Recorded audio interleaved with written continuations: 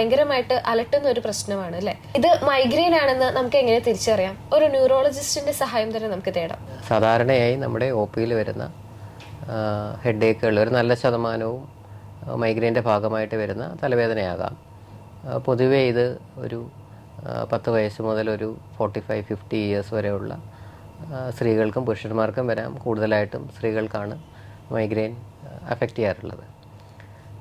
മൈഗ്രെയിൻ്റെ ലക്ഷണങ്ങൾ വെച്ചിട്ടാണ് നമ്മൾ മൈഗ്രെയിൻ ആണോ, ഈ തലവേദന മൈഗ്രെയിൻ ആണോ എന്ന് നമ്മൾ തിരിച്ചറിയുക.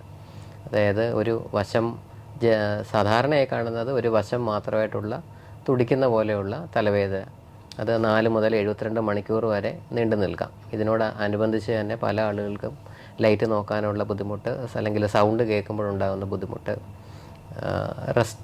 സാധാരണ റെസ്റ്റ് എടുത്താൽ ഇങ്ങനെയുള്ള തലവേദന കുറഞ്ഞു വരും. മരുന്ന് കഴിക്കാണ്ട് തന്നെ പലപ്പോഴും ഇങ്ങനെയുള്ള തലവേദന മാറിയെന്ന് ഇരിക്കാം. പക്ഷേ ഇത് ഒരു റെഗുലറായിട്ട് പല തവണ പല ആവർത്തി ഒരേ രീതിയിൽ റിപ്പീറ്റഡായിട്ട് വരുമ്പോഴാണ് നമ്മളിത് മൈഗ്രെയിൻ്റെ തലവേദനയാണ്, മൈഗ്രെയിൻ കാരണമുള്ള തലവേദനയാണെന്ന് നമ്മൾ തിരിച്ചറിയുക. ഇതിനെ പ്രാധാന്യമുള്ളത് മൈഗ്രെയിൻ അല്ലാത്ത തലവേദന നമ്മൾ കണ്ടുപിടിക്കുക എന്നുള്ളതാണ്. ബഹുഭൂരിപക്ഷം വരുന്ന ആളുകൾക്കും ജീവിതത്തിൽ എപ്പോഴെങ്കിലും മൈഗ്രെയിൻ പോലുള്ള തലവേദനകൾ വന്നു പോകാം. പക്ഷേ ഇതിനിടയിൽ മൈഗ്രെയിനേക്കാൾ അപകടകരമായ മറ്റ് കാരണങ്ങളോടുകൂടി വരുന്ന തലവേദന ഐഡൻറ്റിഫൈ ചെയ്യാനാണ് പലപ്പോഴും നമ്മൾ ശ്രമിക്കേണ്ടത്.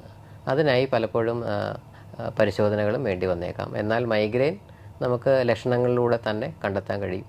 മൈഗ്രെയിനിൽ നിന്ന് മാറിയുള്ള രീതിയിലുള്ള തലവേദന വരുമ്പോൾ നമ്മളെപ്പോഴും മറ്റ് അപകടകരമായ അസുഖത്തിൻ്റെ ഭാഗമാണോ എന്നറിയാൻ വേണ്ടിയിട്ട് പരിശോധനകൾ വേണ്ടി വരും.